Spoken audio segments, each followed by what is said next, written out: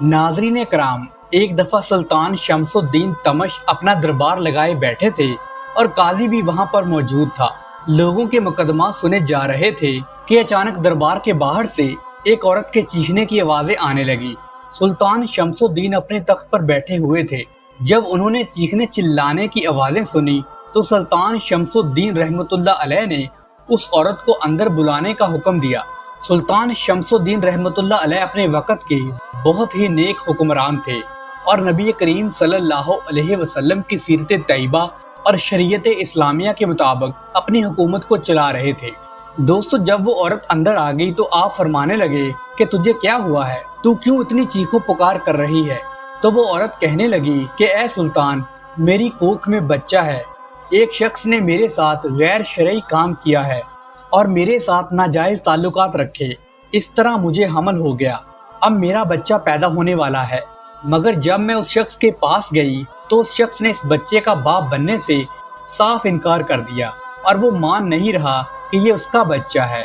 سلطان شمس الدین اللہ کے ولیوں کو ماننے والے تھے اور خود بھی بہت بڑے بزرگ تھے۔ شریعت مصطفیٰ صلی اللہ علیہ وسلم پر سختی سے عمل کرتے تھے۔ ان کی حکمرانی عدل اور انصاف اور رحم دلی کی وجہ سے بہت مشہور تھی۔ دوستو، آپ بہت زیادہ جلال میں آ گئے اور فرمانے لگے کہ میرے ہوتے ہوئے کوئی شخص ایسا غلیظ کام کرے مجھے گوارا نہیں۔ اے عورت، تو مجھے اس شخص کا نام بتا، میں اس شخص کی ابھی گردن اڑا دوں گا۔ تو پھر وہ مکار عورت رونے لگی اور کہنے لگی کہ اے سلطان، آپ سن نہیں پائیں گے، آپ کے اندر اتنی ہمت اور سخت نہیں ہے کہ آپ اس شخص کو سزا دے پائیں جس نے میرے ساتھ یہ غلیظ کام کیا ہے۔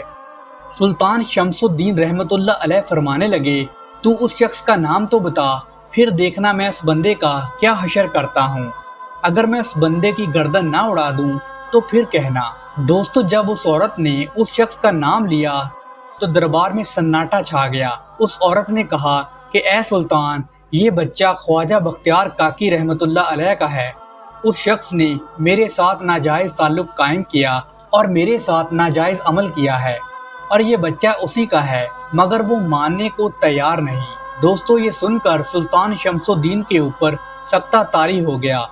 آپ بہت زیادہ غصے میں آ گئے کہ یہ عورت میرے پیر کے بارے میں کیسی بہکی باتیں کر رہی ہے، اور آپ فرمانے لگے کہ میرے پیر کے خلاف ایسی بات کرنے کی تیری ہمت کیسے ہوئی؟ تو وہ عورت کہنے لگی کہ واقعی یہ بچہ بختیار کاکی رحمۃ اللہ علیہ کا ہی ہے۔ تو سلطان شمس الدین کہنے لگے، کیا تیرے پاس کوئی گواہ ہے؟ اگر تیرے پاس کوئی گواہ ہے تو اسے حاضر کر۔ تو دوستو، 4 بندے اٹھ کر کھڑے ہو گئے اور گواہی دینے لگے کہ یہ عورت سچ کہہ رہی ہے، ہم نے خود اس عورت کو بختیار کاکی رحمۃ اللہ علیہ کے ہاں جاتے ہوئے دیکھا ہے اور یہ بچہ اسی کا ہے، لیکن اب وہ مان نہیں رہے۔ سلطان شمس الدین جلال میں آ گئے اور وہ عورت کہنے لگی، بلاؤ بختیار کاکی کو، میں دیکھتی ہوں آپ اسے سزا دیتے ہو کہ نہیں۔ سلطان شمس الدین نے ایک بندے کو بختیار کاکی رحمۃ اللہ علیہ کو بلانے کے لیے بھیجا۔ اس بندے نے کہا کہ سلطان آپ کو بلا رہے ہیں۔ بختیار کاکی رحمۃ اللہ علیہ، جو کہ بہت ضعیف ہو چکے تھے، بہت ہی مشکل سے دربار میں حاضر ہوئے۔ جیسے ہی وہ حاضر ہوئے، تمام لوگ ان کے ادب میں کھڑے ہو گئے۔ تو بختیار کاکی رحمۃ اللہ علیہ فرمانے لگے کہ اے لوگو، بیٹھ جاؤ، آج میں پیر بن کر نہیں بلکہ ایک مجرم بن کر آیا ہوں، اور مجرموں کے ساتھ یہ سلوک روا نہیں رکھا جاتا۔ سلطان شمس الدین رحمۃ اللہ علیہ عرض کرنے لگے، عالی جا، یہ عورت آپ کے بارے میں یوں کہہ رہی ہے۔ تو حضرت خواجہ بختیار کاکی رحمۃ اللہ علیہ نے اس عورت کی طرف دیکھا اور فرمانے لگے کہ میرا رب جانتا ہے کہ میں نے اس عورت کو پہلے کبھی نہیں دیکھا، میں اس عورت کو نہیں جانتا۔ تب وہ عورت کہنے لگی، اچھا وہ وقت بھول گئے جب لوگوں کو تہجد کے وقت پیغام بھیج کر مجھے اپنے پاس بلایا کرتے تھے اور میرے ساتھ ناجائز کام کرتے تھے۔ اب جب بچہ پیدا ہونے والا ہے تو آپ ماننے کو تیار ہی نہیں۔ یہ دیکھو، میرے پاس گواہ بھی موجود ہیں۔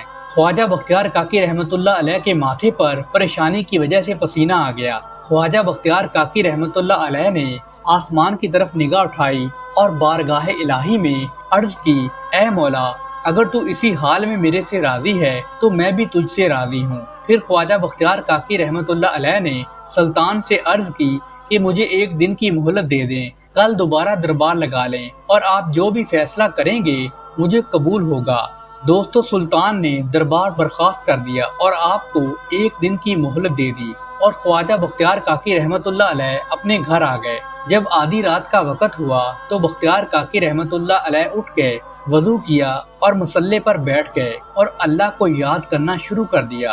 اللہ کی بارگاہ میں رو رو کر عرض کرنے لگے کہ اے میرے مولا، بے شک عزت اور ذلت دینے والا تو ہی ہے اور میری عزت تیرے ہی ہاتھ میں ہے۔ اے میرے اللہ، میری مدد فرما۔ اور ساتھ ہی دکھی دل سے اپنے استاد پیر حضرت خواجہ غریب نواز کو بھی یاد کرنے لگے اور روتے روتے ان کی آنکھ لگ گئی۔ ان کے پیر حضرت خواجہ غریب نواز اس وقت حیات تھے۔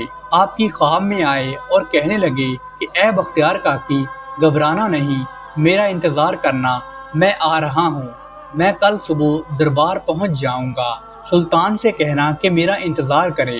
دوستو جب صبح ہوئی تو خواجہ غریب نواز دربار میں پہنچ گئے اور آپ نے بختیار کاکی سے پوچھا کہ تم کیوں پریشان ہو؟